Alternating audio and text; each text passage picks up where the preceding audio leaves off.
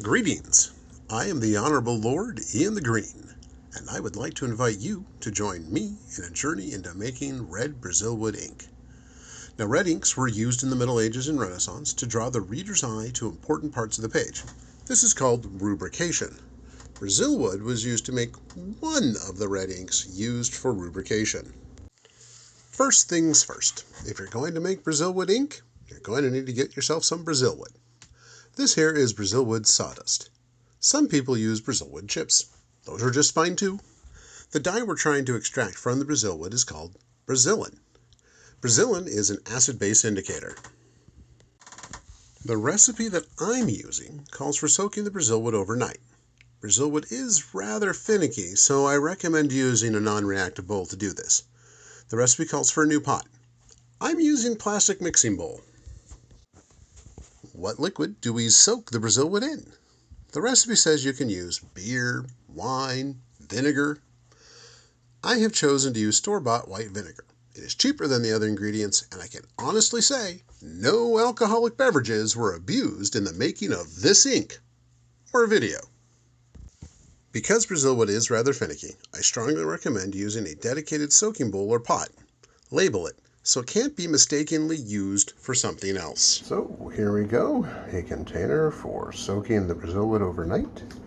As you might be able to see, that is 1 quart of vinegar.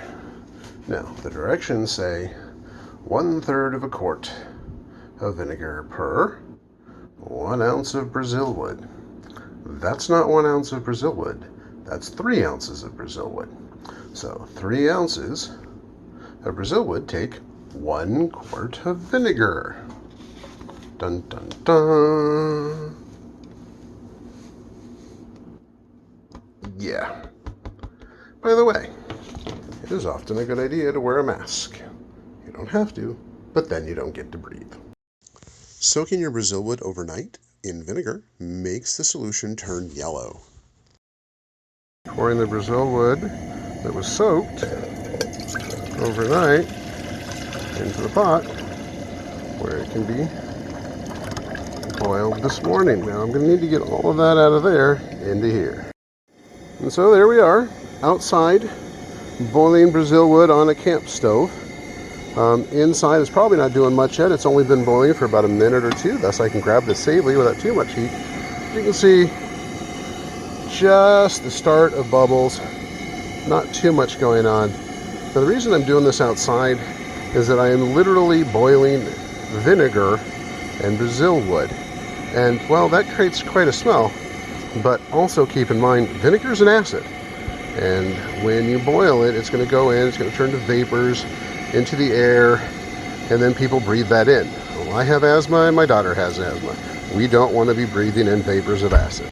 All right, now we're starting to get more activity. That's great. The recipe from the Book of Secrets, 1596, sold under the sign of the gun, translated by a guy named Guy. Well, it has to boil down to half. And well, that's going to be a while. All right, so my alum is ready to get put in, and we're going to go ahead and put that in. Hopefully we'll be able to catch all this. Steam is not always a good thing when you're trying to video. All right, in the alum goes. And it instantly changes the Brazilwood to red. You can see that. And you can see how the bubbles are changing, and all of a sudden it looks like it's going to a roiling boil. I haven't changed a thing except by adding the alum. The heat source is still steady. The vinegar is still coming off.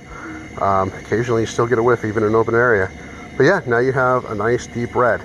Again, this needs to keep boiling down until about half. We're starting to see where that top level used to be, and that we're starting to get lower than that already.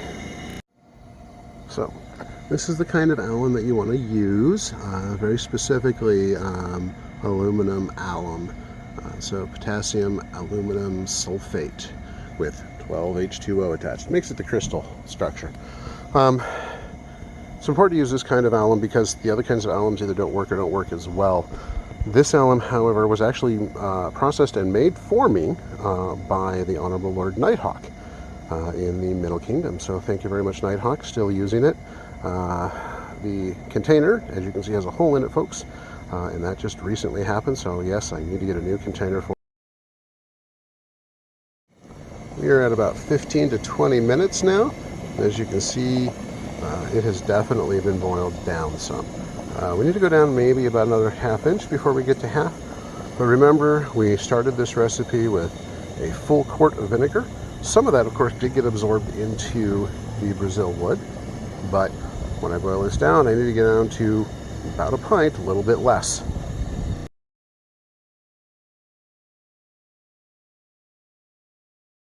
As you can see, this is a very low boil, but I don't know if you'll be able to catch it or not.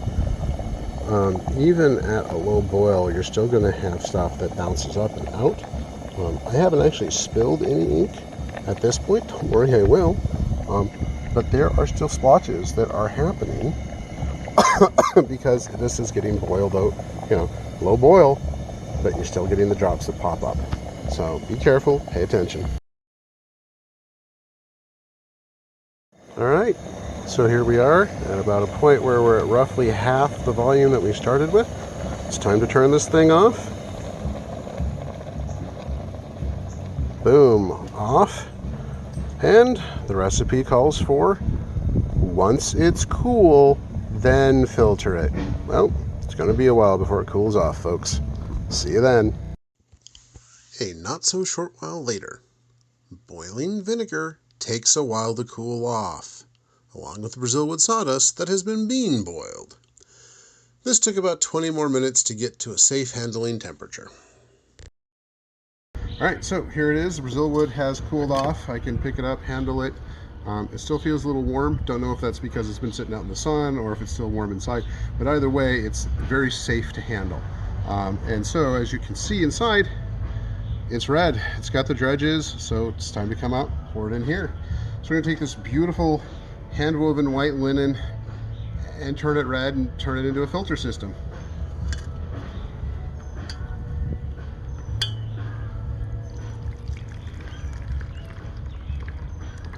And the dredges have to come out because they need to get squeezed because they are also holding, of course sometimes they don't want to come out, they're also holding the Brazilwood. Oop.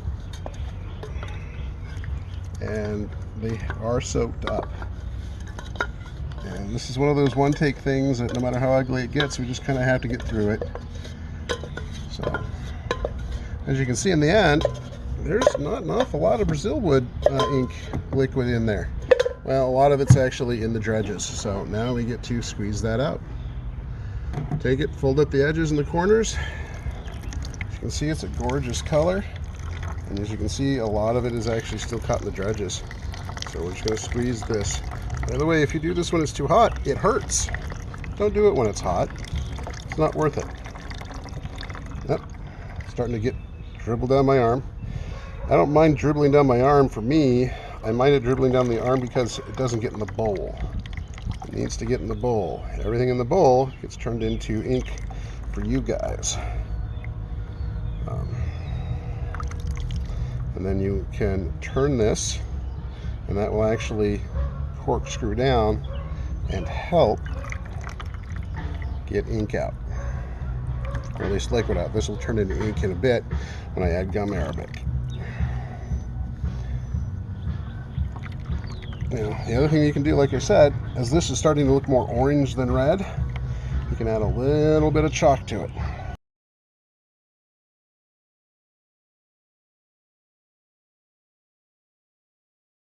Okay, mortar and pestle, let's move it, see what's inside it. Okay, inside we have some white powder. That white powder could be all sorts of things. In this case, it is ground up cuttlefish bone. The recipe calls for adding chalk if you want to make the Brazilwood a little bit more red. So, I don't have any chalk. Well, a SCA time period substitute is cuttlefish bone. In this case, it's been ground up. This, however, was not ground up by me.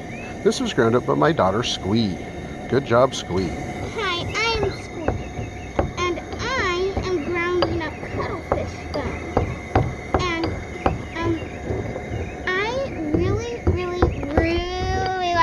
we're going to add just a touch of, well, not chalk, but we're going to add a touch of cuttlefish bone that you already watched Squee work with and grind up.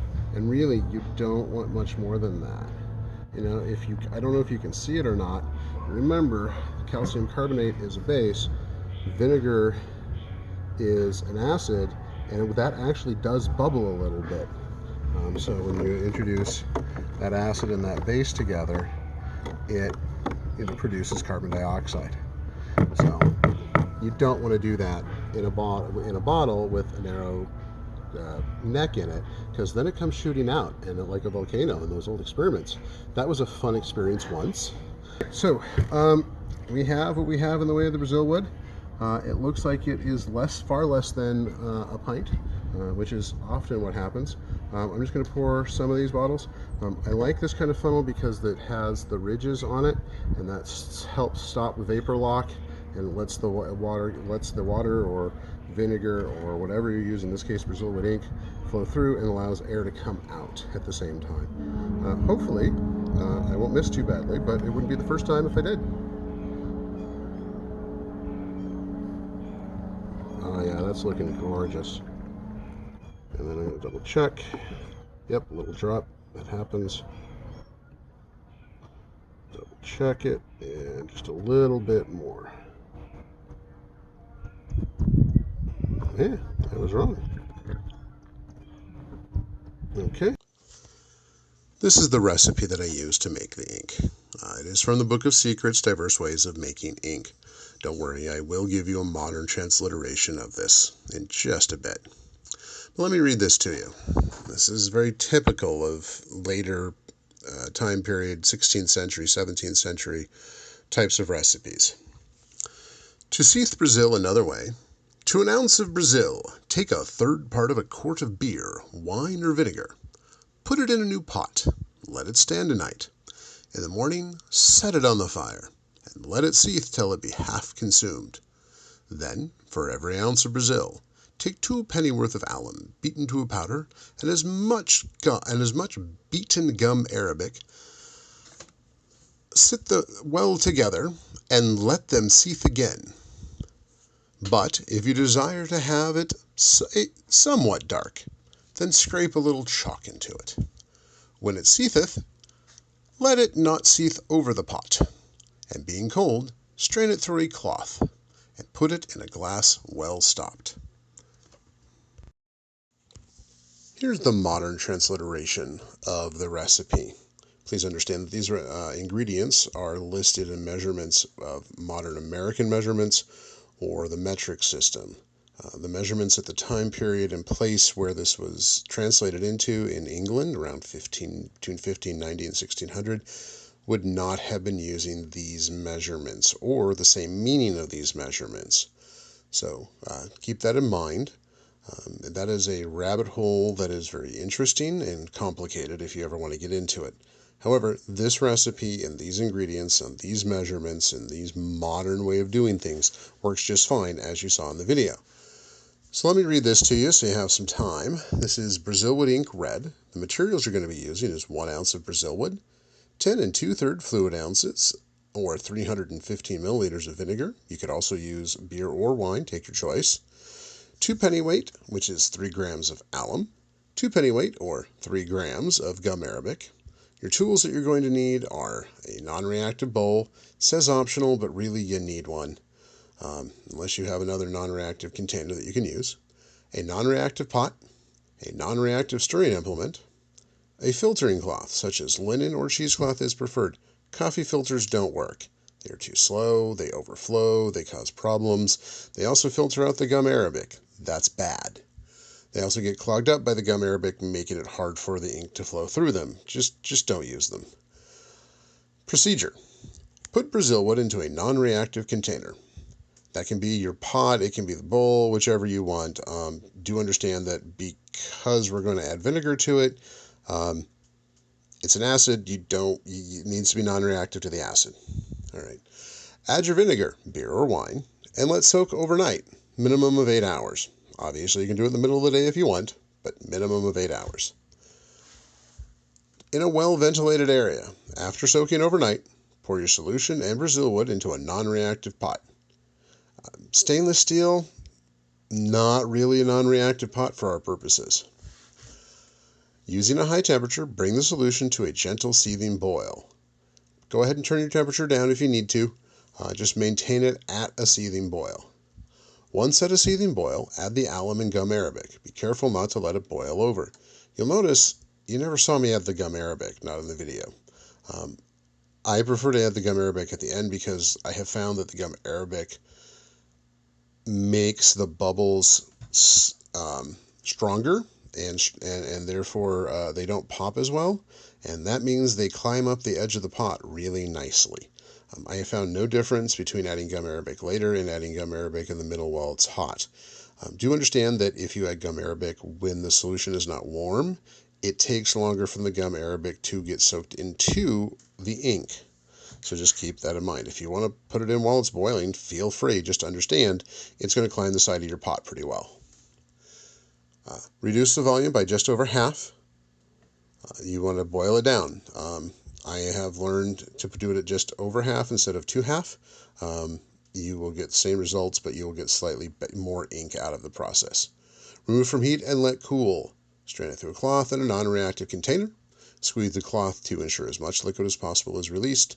And then, of course, bottle it in an airtight container. And that is the recipe in the modern transliteration for it. I hope this has been useful to you. And yes, feel free to use chalk. It'll make it a little bit darker. It won't be a bright red, it'll be a dark red.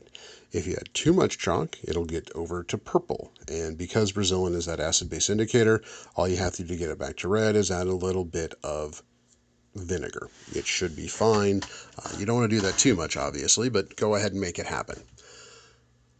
If you cannot get a hold of chalk, go ahead and use cuttlefish bone. Usually your local pet store will have it, especially if they have a section for birds. Go over to that section for birds. If you can't find it, just ask them for cuttlefish bone. They'll get it to you. It's cheap, it's easy, you grind it up and you use it. Well, that's the end of our video. I do hope that you have enjoyed it and that this has been instructive and useful to you. And I really do hope that sometime you get a chance to make your own. Thank you very much.